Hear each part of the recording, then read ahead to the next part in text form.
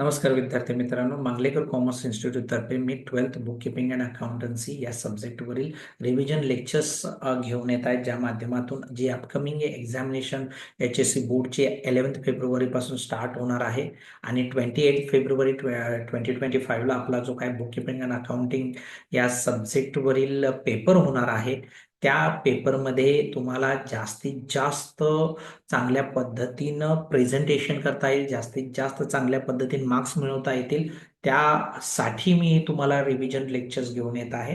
हे revision lectures निश्चितच तुम्हाला बेनिफिशियल ठरतील, कारण की ज्या नोट्स तयार केलेल्या आहेत त्या अतिशय चांगल्या पद्धतीनं नोट्स तयार केलेले आहेत.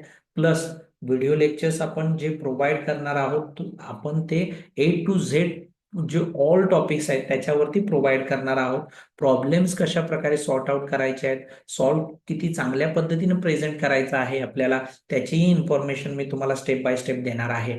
तर हे व्हिडिओ लेक्चर्स निश्चितच तुम्हाला बेनिफिशियल ठरतील आणि तुम्हाला जास्तीत जास्त काय करायचं आहे की ही इन्फॉर्मेशन जास्तीत जास्त विद्यार्थ्यांपर्यंत शेअर करायचं आहे, ज्या माध्यमातून त्यांना देखील ही इन्फॉर्मेशन मिळेल. चॅनलला सबस्क्राईब करायचं आहे, व्हिडिओला लाईक करायचा आहे, कमेंट बॉक्समध्ये लिहायचं आहे. जर तुम्हाला इतर काही डाऊट्स असतील regarding book keeping and accounting तेही विचारा मला. निश्चितच मी तुम्हाला ही इन्फॉर्मेशन तुमचे सर्वच्या सर्व डाऊट्स सॉल्व्ह करण्याचा प्रयत्न करेन. तर आपण पहिल्या चॅप्टर पासून सुरुवात करणार आहोत. पहिला चॅप्टर आहे introduction to partnership firm and preparation of final accounts for partnership firm.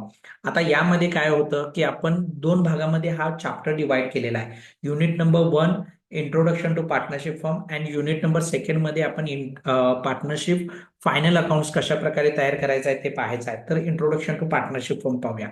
Partnership फर्मचा अर्थ काय होतो समजून चला. ए अँड बी दोघेही पार्टनर्स आहेत, ते दोघे एकत्रित येत आहेत आणि ठरवत आहेत की व्यवसाय आपण स्टार्ट करूया. व्यवसायाला लागणारं भांडवल आपण व्यवसायामध्ये गुंतवूया आणि त्या माध्यमातून व्यवसायामध्ये जो काही प्रॉफिट होईल किंवा व्यवसायामध्ये जो काही लॉस होईल तो आपण वाटून घेऊया, शेअर करून घेऊया. आता ही जी काही इकॉनॉमिक ऍक्टिव्हिटी ए अँड बी करणार आहे, फॉर एक्झाम्पल पार्टनर ए आहे किंवा पार्टनर बी दोघे जण मिळून करणार आहेत, त्या इकॉनॉमिक ऍक्टिव्हिटीला आपण काय म्हणतो, पार्टनरशिप फर्म म्हणतो, भागीदारी संस्था म्हणतो. तर पार्टनरशिप ची जर आपण पार्टनरशिप फर्मची जर डेफिनेशन पाहिली तर डेफिनेशन काय होते तर चेक करा. पार्टनरशिप इज अन ऍग्रीमेंट, खूप महत्वाचं आहे. पहा, ए अँड बी एकत्रित येत आहेत आणि डिस्कस करतायत की बाबा आपण दोघेही मिळून बिझनेस स्टार्ट करूया, त्या बिझनेसला लागणारं कॅपिटल आपण इन्व्हेस्ट करूया, कॉन्ट्रीब्युट करूया, ऍक्टिव्हिटी ज्या इकॉनॉमिक ऍक्टिव्हिटी आहेत ते कॅरी आउट करूया आणि त्या माध्यमातून होणारा जो काही प्रॉफिट आहे आफ्टर पर्टिक्युलर पिरियड तो वाटून घेऊया. तर याच्यामध्ये दोघेही पार्टनर्स काय होत आहेत सांगा बघ्या. बिझनेस स्टार्ट करण्यासाठी, कॅपिटल कॉन्ट्रीब्यूट करण्यासाठी, इकॉनॉमिक ऍक्टिव्हिटी ज्या रेग्युलर ऑपरेशन्स होणार आहेत पार्टनरशिप फर्म मध्ये, तर त्यामध्ये आणि प्लस त्याद्वारे जो काही प्रॉफिट होईल किंवा लॉस होईल तो वाटून घेण्यासाठी दोघेही काय होत आहेत, सहमत होत आहेत. म्हणजे थोडक्यात दोघांच्या मध्ये काय बनत आहे, ऍग्रीमेंट बनत आहे. तर पार्टनरशिप फर्म ही विदाउट ऍग्रीमेंट इस्टॅब्लिशच होऊ शकत नाही. So that partnership is the result of agreement. Okay, तर आपण डेफिनेशन मध्ये अशा प्रकारे लिहू शकतो. Partnership is an agreement between two or more persons. खूप महत्वाचा आहे, दोन किंवा दोनपेक्षा जास्त व्यक्तींमधील हा करार आहे, ज्याच्यामध्ये दोन किंवा दोनपेक्षा जास्त व्यक्ती एकत्रित येत आहेत आणि सहमत होत आहेत. कशासाठी सहमती होत आहेत बघा. Who have agreed to share the profits or losses of the business carried by all or any one of them acting for all.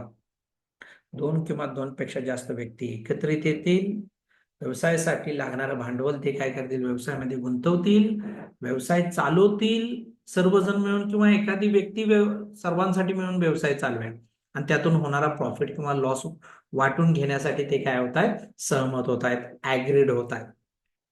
भारतामध्ये, इंडियामध्ये पार्टनरशिप फर्म ज्या वेगवेगळ्या आहेत, पार्टनरशिप फर्म मध्ये जे बिझनेस कॅरीड होत आहेत त्यांना गव्हर्न करण्यासाठी इंडियन पार्टनरशिप ऍक्ट 1932 मध्ये स्थापन झालेला आहे. कधी आलेला आहे बघा, 1932 मध्ये. त्याला आपण नाव काय दिलेलं आहे बघा, इंडियन पार्टनरशिप ऍक्ट 1932. आता ही जी काय आपण इंट्रोडक्शन पाहिलं, जे काही डेफिनेशन पाहिले त्या माध्यमातून काही फीचर्स आपल्याला सांगता येतात. ते फीचर्स काय काय आहेत ते चेक करून घ्या.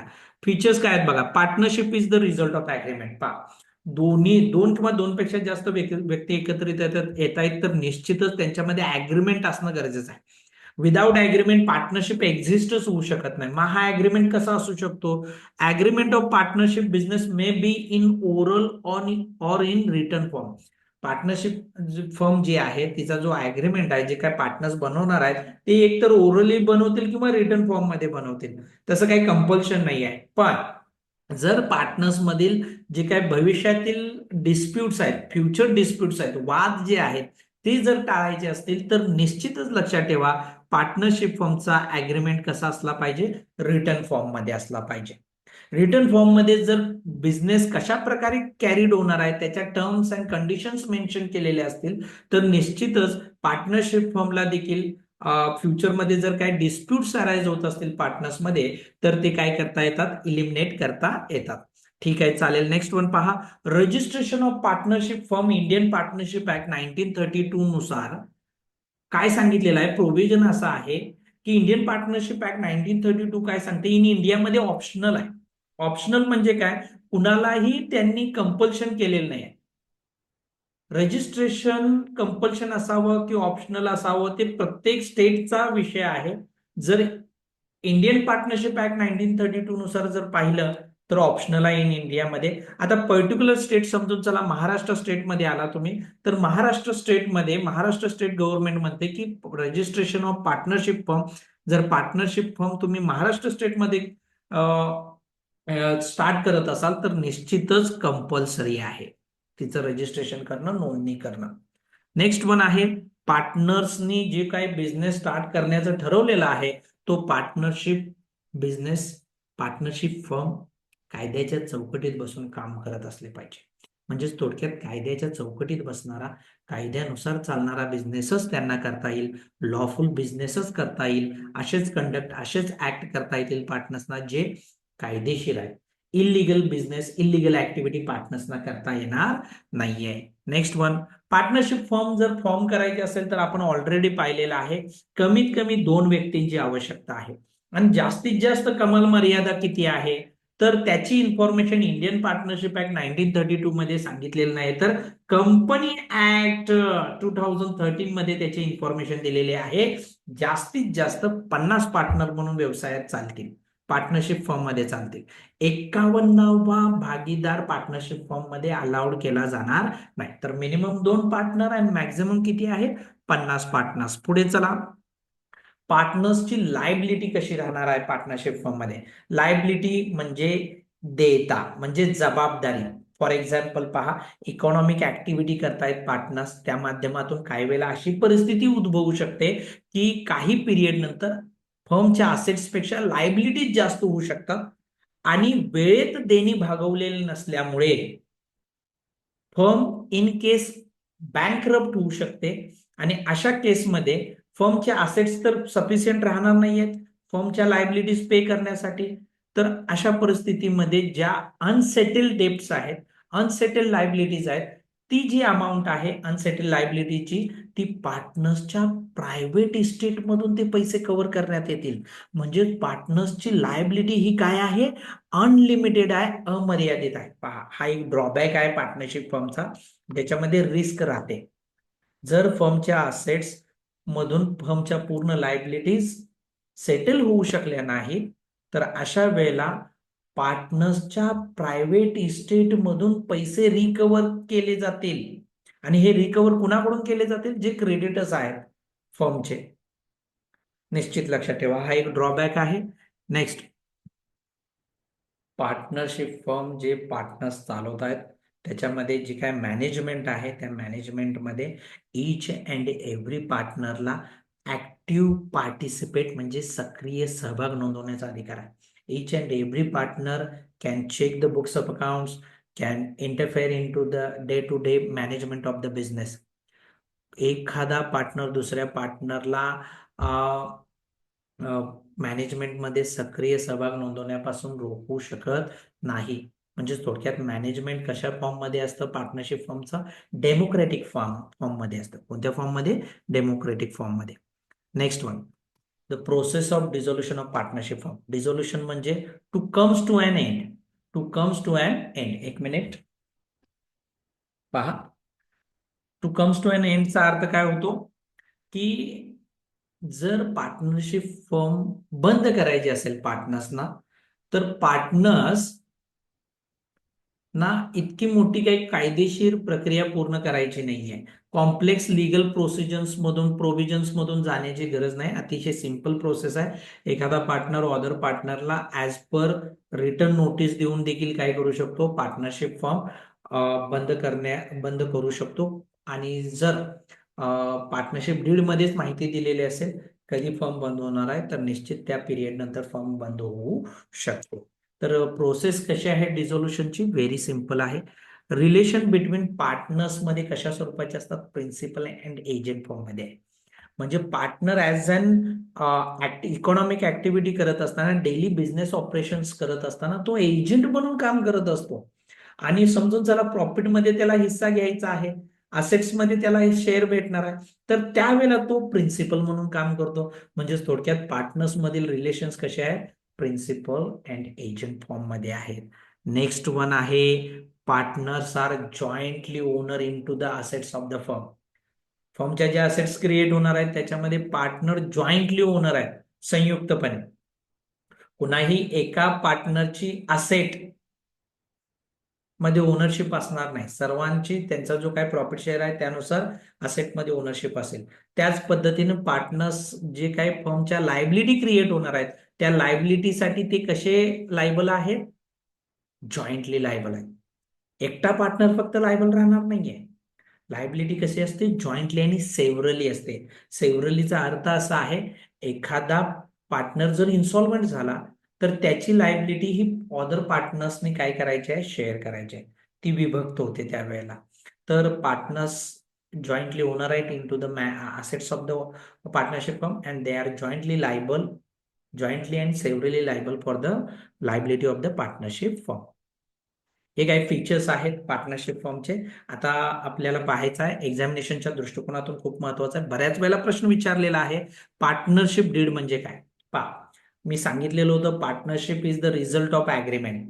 Agreement of partnership can be in oral form or in written form. Okay, आता पहा, तो जो काही रिटर्न फॉर्म मध्ये पार्टनरशिप ॲग्रीमेंट बनत आहे त्यालाच पार्टनरशिप डीड म्हणतात. आता त्या रिटर्न फॉर्म मध्ये काय दिलेलं आहे? How to operate the partnership business. Partnership बिझनेसच्या ऍक्टिव्हिटी कशात कार्यान्वित होणार आहेत. मग यामध्ये रूल्स दिलेले आहेत, टर्म्स दिलेले आहेत, कंडिशन्स दिलेत, रेग्युलेशन दिलेत, how to operate the business. पहा, पार्टनरशिप डीड संदर्भात जर इन्फॉर्मेशन आपल्याला ऑब्जेक्टिव्ह टाईपमध्ये क्वेश्चन आला तर निश्चित स्वरूपात अशा स्वरूपात लिहायचं आहे. Partnership deed is the written document. काय आहे? It is the written document कंटेनिंगचा अर्थ काय होतो? समावेश असणे. कशाचा समावेश आहे त्या रिटर्न डॉक्युमेंटमध्ये? कंडिशन्स, अटी अँड रेग्युलेशन्स, नियम, कायदे रिगार्डिंग फर्म्स ऑपरेशन. फर्म कशा प्रकारे कार्यान्वित होणार आहे, फर्मचे ऍक्टिव्हिटीज कशा प्रकारे फर्म कॅरी आउट करणार आहे त्या संदर्भात थोडक्यात नियमावली, अटी, कंडिशन्स याच्यामध्ये दिलेल्या असतात. Next one, partners capital. Partners कॅपिटलचा अर्थ काय होतो? Total amount contributed by partner into business in the form of cash or in the form of asset is known as partners capital. पार्टनरने व्यवसायात काय गुंतवलं? कॅपिटल गुंतवलं in the form of cash, in the form of asset. आता पहा, partner owner आहे partnership फर्मचा, त्यामुळे पार्टनरशिप फर्मला लागणारा जो काय पैसा आहे ते पार्टनर्स काय करणार आहेत? म्युच्युअली ऍग्री होऊन जी काय अमाऊंट ठरवतील ते त्यानुसार काय करणार आहेत? पे करणार आहेत, पार्टनरशिप फर्म मध्ये इन्व्हेस्ट करणार आहेत. तर पार्टनर्स कॅपिटल अकाउंट मेंटेन करण्याच्या दोन पद्धती आहेत. पहिली पद्धत आहे ती फिक्स्ड कॅपिटल मेथड आहे, सेकंड मेथड जी आहे ती फ्लक्च्युएटिंग कॅपिटल मेथड आहे. आता फिक्स्ड कॅपिटल मेथडचं वैशिष्ट्य काय पहा, year after year partners capital balances fixed capital method मध्ये काय राहतात? कॉन्स्टंट राहतात, बदलत नाही. फिक्स्ड कॅपिटल मेथडमध्ये under fixed capital method partners capital balances remains constant each and every year. Another example याचं एक आहे वैशिष्ट्य आहे under partners under fixed capital method two accounts are open. First one is partners capital account, second one is partners current account. पहा fixed capital मेथडमध्ये दोन महत्वाचे वैशिष्ट्य आहेत याचे मेथडचे. एक year after year partners capital balance constant राहतात. सेकंड काय आहे की याच्यामध्ये दोन अकाउंट ओपन केले जातात, पार्टनर्स कॅपिटल अकाउंट आणि partners current account. Second method जी आहे ती फ्लक्च्युएटिंग कॅपिटल मेथड आहे. ही एक्झॅक्ट अपोजिट आहे फिक्स्ड कॅपिटल मेथडच्या, ज्याच्यामध्ये काय होतं की पार्टनर्सचे capital balances year after year changes होत राहतात, बदलत राहतात. स्पेलिंग व्यवस्थित समजून घ्या. पर्यायी शब्द सुचवा म्हणून येतं, त्याच्यामध्ये 1 मार्कासाठी आपल्याला हा वर्ड सुचवायचा, तर निश्चितच स्पेलिंग आपले बरोबर असले पाहिजे. तुम्ही कन्सिडर कराल की बाबा मी लिहिलेलं आहे सर फ्लक्च्युएटिंग कॅपिटल मेथड, पण तुम्हाला फ्लक्च्युएटिंगचं स्पेलिंग जर लिहिता आलं नाही तर निश्चितच तुम्हाला मार्क्स मिळणार नाहीत. FLUCTUATING फ्लक्च्युएटिंग कॅपिटल मेथडमध्ये partners capital balances year after year changes होत राहतात. याच्यामध्ये आणखीन एक वैशिष्ट्य आहे, याच्यामध्ये ओनली वन अकाउंट ओपन केला जातो, त्याचं नाव काय आहे? पार्टनर्स कॅपिटल अकाउंट आहे. कोणता अकाउंट आहे? Partners capital account. तर फिक्स्ड कॅपिटल मेथडमध्ये काय होतं? पार्टनर्स कॅपिटल बॅलन्सेस चेंजेस होत राहत आहेत इयर आफ्टर इयर. दोन अकाउंट याच्यामध्ये ओपन करतो आपण, पार्टनर्स कॅपिटल अकाउंट आणि partners current account. Fluctuating capital मेथडमध्ये पार्टनरचं कॅपिटल बॅलन्सेस काय होत आहेत? चेंजेस होत आहेत इयर आफ्टर इयर, आणि याच्यामध्ये एकच अकाउंट ओपन केला जातोय, त्याचं नाव आहे पार्टनर्स कॅपिटल अकाउंट. आता पाहूया फिक्स्ड कॅपिटल मेथडमध्ये कंबाईन पार्टनर्स कॅपिटल अकाउंट आणि कंबाईन पार्टनर्स करंट अकाउंट कसा तयार केला जातो. तर पहा, पहिल्यांदा मी सांगतो पार्टनर्स कॅपिटल अकाउंटचं स्वरूप काय आहे. हा पर्सनल अकाउंट आहे बाळा. काय आहे? पर्सनल अकाउंट आहे. Just 1 minute students.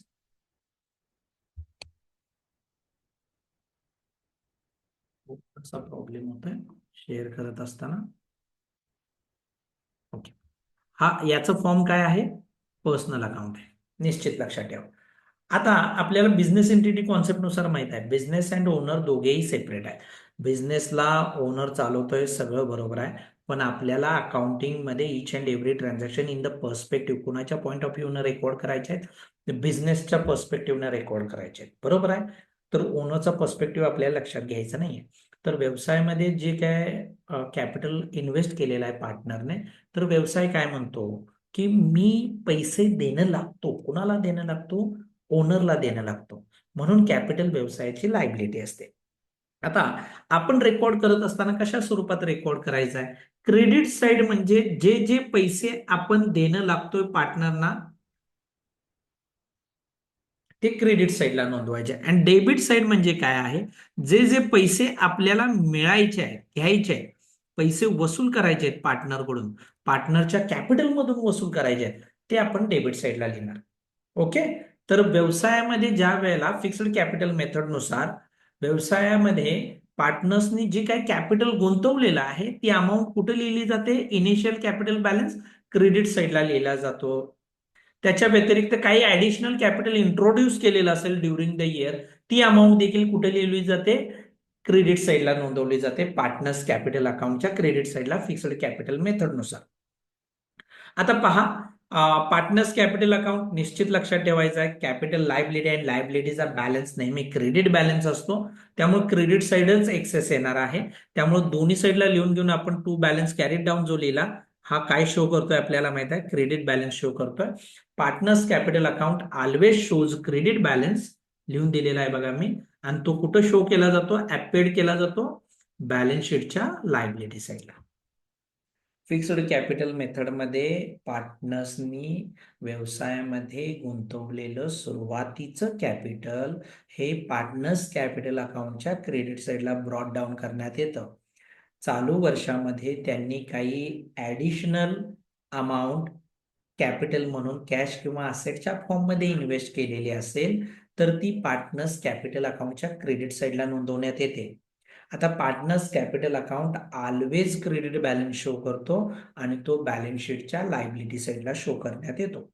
आता नेक्स्ट जो अकाउंट आपण याच्यामध्ये तयार करत आहोत, तर तो अकाउंट कोणता आहे, तर तो अकाउंट आहे पार्टनर्स करंट अकाउंट. आता पार्टनर्स करंट अकाउंट का ओपन केला जातो, याच्यामध्ये ऍडजस्टिंग जे ट्रान्झॅक्शन्स आहेत relates with the partners capital account. Partners capital account संबंधित सर्वचे जे काही ऍडजस्टिंग ट्रान्झॅक्शन आहेत ते पार्टनर्स करंट अकाउंट थ्रू केले जातात. कोणत्या मेथडमध्ये पहा, फिक्स्ड कॅपिटल मेथड मध्ये. आता ऍडजस्टिंग ट्रान्झॅक्शन कोणकोणते असू शकतात, एखाद्या पार्टनरला आपल्याला कॅपिटलवरती व्याज द्यायचं आहे, इंटरेस्ट द्यायचा आहे, किंवा एखाद्या पार्टनरला सॅलरी द्यायची आहे किंवा कमिशन द्यायचं आहे, एखाद्या पार्टनरने व्यवसायातील गुड्स किंवा कॅश पर्सनल यूजसाठी वापरलेले असेल, त्याला आपण ड्रॉइंग्स म्हणतो, त्या ड्रॉइंग्सवरती आपण इंटरेस्ट चार्ज करणार असू, किंवा प्रॉफिट झालेला असेल व्यवसायाला तर त्या प्रॉफिट आपण वाटून देणार असू पार्टनर्सना, किंवा लॉस झालेला असेल तर तो वसूल करणार असू आपण पार्टनर्स कडून, तर त्या सर्व ऍडजस्टिंग ट्रान्झॅक्शनची नोंद पार्टनर्स करंट अकाउंट थ्रू केली जाते फिक्स्ड कॅपिटल मेथडमध्ये. तर ह्या पार्टनर्स करंट अकाउंटचं स्वरूप काय पहा, पार्टनर्स करंट अकाउंट हा डेबिट बॅलन्सही शो करू शकतो, क्रेडिट बॅलन्सही शो करू शकतो.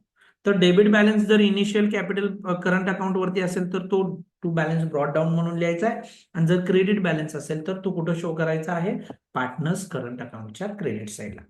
समजून चला एखाद्या पार्टनरला किंवा ऑल पार्टनर्सना आपल्याला कॅपिटलवरती इंटरेस्ट प्रोव्हाइड करायचा आहे, तर जे जे पैसे द्यायचे ते मी पहिल्यांदा सांगितले, पार्टनर्सना जे जे पैसे आपण देणं लागतो, आपण म्हणजे व्यवसाय, ते क्रेडिटला नोंदवायचं आहे. जे जे पैसे वसूल करायचे आहेत पार्टनर्स कडून ते कुठं नोंदवायचे आहेत आपल्याला, डेबिट साईड. तर इंटरेस्ट ऑन कॅपिटल, व्यवसाय कॅपिटल वापरत आहे पार्टनर्स कडून, त्याच्यावरती व्याज द्यायचं ठरलं, इंटरेस्ट द्यायचं ठरलं, तर निश्चितच आपण पार्टनर्स करंट अकाउंटच्या क्रेडिट साईडला नोंदवणार. एखाद्या पार्टनरला कमिशन द्यायचं आहे, एखाद्या पार्टनरला सॅलरी द्यायचं आहे, ते देखील अमाऊंट आपण क्रेडिट साईडला नोंदवणार पार्टनर्स करंट अकाउंटच्या. आणि प्रॉफिट अँड लॉस अकाउंटवरील जर नेट प्रॉफिट आलेला असेल चालू वर्षामध्ये, तो देखील आपण पार्टनर्स करंट अकाउंटच्या क्रेडिट साईडला नोंदवणार आहोत. पहा, आणि आता आपल्याला डेबिट साईडला शिफ्ट व्हायचं आहे. जर पार्टनर्सने चालू वर्षामध्ये काही ड्रॉइंग्स असतील, म्हणजे व्यवसायातील कॅश किंवा गुड्स पर्सनल यूजसाठी वापरलेले असतील, तर ते पार्टनर्स करंट अकाउंटच्या डेबिट साईडला येतील. जर इंटरेस्ट ऑन ड्रॉइंग चार्ज केलेला असेल तर तो पार्टनर्स करंट अकाउंटच्या डेबिट साईडला येईल. जर व्यवसायाला लॉस झालेला असेल चालू वर्षामध्ये, प्रॉफिट अँड लॉस अकाउंटवरील लॉस, आपण नेट लॉस जो आहे तो पार्टनर्स करंट अकाउंटच्या डेबिट साईडला पाठवणार. तर याच्यामध्ये करंट अकाउंटचे क्रेडिट साईड ही मोठी येऊ शकते किंवा डेबिट साईड ही मोठी येऊ शकते, दॅट डझंट मॅटर. कारण की partners current account debit balance ही शो करू शकतो किंवा क्रेडिट बॅलन्स शो करू शकतो. आता पहा बाळांनो, खूप महत्वाचं आहे, फिक्स्ड कॅपिटल मेथडमध्ये आपण सर्वच्या सर्व ऍडजस्टिंग ट्रान्झॅक्शन्स संबंधित पार्टनर्सच्या कॅपिटल संबंधित आपण कुठं नोंदवतोय, पार्टनर्स करंट अकाउंटला. इंटरेस्ट ऑन कॅपिटल क्रेडिटला जाणार आहे, कमिशन देणं लागतोय क्रेडिटला, सॅलरी देणं लागतोय क्रेडिट, प्रॉफिटमध्ये हिस्सा देणं लागतोय क्रेडिटला, ड्रॉइंग अमाऊंट वसूल करायची आहे डेबिटला, इंटरेस्ट ऑन ड्रॉइंग अकाउंट वसूल करायचा आहे डेबिट साईडला, नेट लॉस आला वसूल करायचा आहे डेबिट साईडला. तर फिक्स्ड कॅपिटल मेथडमध्ये सर्व adjusting transaction current account through केले जातात. पार्टनर्स करंट अकाउंट वरती जर डेबिट बॅलन्स आला तर तो असेट साईडला शो करायचा आहे. पार्टनर्स करंट अकाउंट वरती जर क्रेडिट बॅलन्स येत असेल तर तो आपल्याला पुढे शो करायचा आहे लायबिलिटी साईडला. पुढे जाऊया, थोडंफार इन्फॉर्मेशन आपल्याला पाहायचं आहे. All adjusting transactions related with the partners current account, partners capital account recorded to partners current account under fixed capital method, हे आपण पाहिलं. इंटरेस्ट ऑन पार्टनर्स कॅपिटल, जे काय आपण भागीदारांनी व्यवसायामध्ये कॅपिटल गुंतवलंय त्याच्यावरती व्याज देणार आहे, तर तो व्यवसायाचा खर्च होतो. एखाद्या पार्टनरला सॅलरी आपण देणं लागतोय, व्यवसाय देणं लागतोय, तर देणार असेल, निश्चित अलाउड करत असेल तर तोही व्यवसायासाठी एक्सपेन्सेस आहेत तेही. एखाद्या पार्टनरला आपण कमिशन देणं असू, आपण म्हणजे व्यवसाय, तर तो व्यवसायासाठी एक्सपेन्सेस आहे. आणि इंटरेस्ट ऑन ड्रॉइंग मात्र काय आहे, व्यवसायासाठी इन्कम आहेत. हे इम्पॉर्टंट पॉइंट्स आहेत, लक्षात ठेवायचे आहेत. आता फ्लक्च्युएटिंग कॅपिटल मेथडकडे वळूया. आपण ऑलरेडी पाहिलेलं आहे, फ्लक्च्युएटिंग कॅपिटल मेथडमध्ये पार्टनर्सचे कॅपिटल बॅलन्सेस काय राहतात, चेंजेस होत राहतात, कॉन्स्टंट नाहीत राहत, चेंजेस होत राहतात. हे चेंजेस का होत आहेत, कारण की याच्यामध्ये एकच अकाउंट आपण ओपन करतो, त्याचं नाव आहे पार्टनर्स कॅपिटल अकाउंट. याच्यामध्ये पार्टनरचं इनिशियल कॅपिटल बॅलन्स आपण कुठं नोंदवतो, क्रेडिट साईडला. इनिशियल म्हणजे सुरुवातीचं कॅपिटल, ओके, क्रेडिट साईडला पार्टनर्स कॅपिटल अकाउंटच्या. ऍडिशनल कॅपिटल इंट्रोड्यूस केलं एखाद्या पार्टनरने, cash or in kind or in the form of asset, तेही आपण पार्टनर्स कॅपिटल अकाउंटच्या क्रेडिट साईडला नोंदवणार. एखाद्या पार्टनरला आपण इंटरेस्ट अलाउड करत असो कॅपिटलवरती, कमिशन देत असो, सॅलरी देत असो, प्रॉफिट अँड लॉस अकाउंटवरचा प्रॉफिट आपण वाटत असो, तर तो आपण क्रेडिट साईडलाच वाटणार. फक्त फ्लक्च्युएटिंग कॅपिटल मेथडमध्ये कुठल्या अकाउंटला? पार्टनर्स कॅपिटल अकाउंटच्या क्रेडिटला. फिक्स्ड कॅपिटल मेथडमध्ये कुठं वाटलं आपण ते? पार्टनर्स करंट अकाउंटच्या क्रेडिट साईडला. नेक्स्ट वन पहा, ड्रॉइंगच्या अमाऊंट पार्टनर्स कॅपिटल अकाउंटच्या डेबिटला येईल. इंटरेस्ट ऑन ड्रॉइंग देखील पार्टनर्स कॅपिटल अकाउंटच्या डेबिटला येईल. आणि प्रॉफिट अँड लॉस अकाउंटवरील जर लॉस येत असेल तर तो देखील डेबिटला येईल. पार्टनर्स कॅपिटल अकाउंट शोज करेल आपल्याला क्रेडिट बॅलन्स निश्चितच. पहा, एखादा पार्टनर इन्सॉल्वंट झाला तरच त्याचा कॅपिटल बॅलन्स डेबिट बॅलन्स येऊ शकतो, अन्यथा अदर केसेसमध्ये partners capital balances always shows credit balances. All adjusting transactions लक्षात ठेवा. To partners capital recorded to the partners capital account under fluctuating capital method. Provision under Indian partnership act 1932 if partnership deed is silent on the following points. समजून चला, partnership did मध्ये पुढे दिलेल्या points वरती कोणत्याही स्वरूपाची इन्फॉर्मेशन दिलेली नसेल तर भारतीय भागीदारी संस्था कायदा 1932 मध्ये काय तरतुदी दिली त्याच्या संदर्भात आपल्याला पाहायचं आहे. Profit sharing ratio. पार्टनर्समध्ये प्रॉफिट शेअरिंग रेशो काय असावा तर भारतीय भागीदारी संस्था कायदा काय सांगतो? पार्टनर्स म्युच्युअली डिसाईड करतील त्या पद्धतीनं. जर पार्टनर्स म्युच्युअली डिसाईड करत नसतील तर निश्चित लक्षात ठेवा तो कसा असणार? इक्वली असेल. Interest on capital. एखाद्या पार्टनरला किंवा पार्टनर्सना कॅपिटलवरती व्याज घेण्याचा अधिकार आहे का, किंवा इंटरेस्ट ऑन कॅपिटल अलाउड करायचा आहे का? तर पार्टनरशिप फॉर्म काय म्हणते? पार्टनरशिप ऍक्ट काय म्हणतो? पार्टनरशिप फॉर्मने त्यांच्या पार्टनरशिप डीडमध्ये लिहावं. जर पार्टनरशिप डीडमध्ये त्या स्वरूपात इन्फॉर्मेशन नसेल तर प्रोव्हिजन मध्ये काय सांगितलंय? Not allowed. Commission to a partner, salary to partner. निश्चित लक्षात ठेवा की काय सांगतं इंडियन पार्टनरशिप ऍक्ट 1932 मध्ये सांगितलेलं आहे की पार्टनरशिप डीडला वाटत असेल एखाद्या पार्टनरला सॅलरी द्यायचे, कमिशन द्यायचे, त्या पद्धतीने ते पार्टनरशिप डीडमध्ये लिहू शकतात. पण जर पार्टनरशिप डीडमध्ये एखाद्या पार्टनरला सॅलरी द्यावी किंवा कमिशन द्यावं की नाही या संदर्भात माहिती दिलेली नसेल तर नॉट अलाउड प्रोव्हिजन नुसार. इंटरेस्ट ऑन ड्रॉइंग लक्षात ठेवा. इंटरेस्ट ऑन ड्रॉइंग चार्ज करायचा आहे की नाही त्यानुसार पार्टनरशिप डीडमध्ये इन्फॉर्मेशन लिहा. इन्फॉर्मेशन तिथं नसेल, पार्टनरशिप डीड सायलेंट असेल इंटरेस्ट ऑन ड्रॉइंग संदर्भात, तर निश्चित इंडियन पार्टनरशिप ऍक्ट 1932 मध्ये काय सांगितलेलं आहे? Not charge. Interest on partners loan. समजून चला, एखाद्या पार्टनरने ऍडव्हान्सच्या फॉर्ममध्ये, लोनच्या फॉर्ममध्ये पार्टनरशिप फॉर्मला पैसे दिले असतील, तर लोन दिलेलं असेल, तर अशा केसमध्ये त्या लोनवरती व्याजाचा रेट काय असला पाहिजे, इंटरेस्ट रेट काय असला पाहिजे, तर निश्चित लक्षात ठेवा पार्टनरशिप डीड काय करू शकते? त्या कॅरी करू शकते, लिहू शकते 7%, 8%, 9%, 10%, दॅट डझंट मॅटर. पण जर पार्टनरशिप डीडमध्ये माहिती दिलेली नसेल तर इंडियन पार्टनरशिप ऍक्ट 1932 नुसार किती percent interest on partners loan देण्यात यावं? 6% पर ॲनम. एखाद्या पार्टनरला ॲज अ न्यू पार्टनर म्हणून व्यवसायात घ्यायचं झालं तर कशा स्वरूपात घेतलं जावं, तर ती माहिती सांगितलेली आहे की तुम्ही टर्म्स अँड कंडिशन्स मेन्शन करा पार्टनरशिप डीडमध्ये. जर पार्टनरशिप डीडमध्ये काहीही माहिती दिलेली नसेल तर इंडियन पार्टनरशिप ऍक्ट 1932 मध्ये प्रोव्हिजन काय केलेलं आहे? With the consent of all partners. Consent म्हणजे सहमती. ए बी ने सी ला जर व्यवसायात घ्यायचं ठरवलं तर दोघांचीही सहमती असली पाहिजे, असं प्रोव्हिजन मध्ये सांगितलेलं आहे. इतकी इन्फॉर्मेशन आपल्याला युनिट नंबर 1 मध्ये पाहायला मिळते.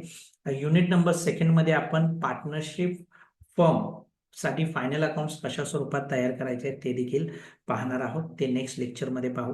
हे व्हिडिओ लेक्चर्स तुम्हाला हेल्पफुल ठरत असतील तर निश्चित लक्षात ठेवा, व्हिडिओ लाईक करा, चॅनलला सबस्क्राईब करा आणि जास्तीत जास्त स्टुडंट्स पर्यंत ही इन्फॉर्मेशन शेअर करा. Thank you very much.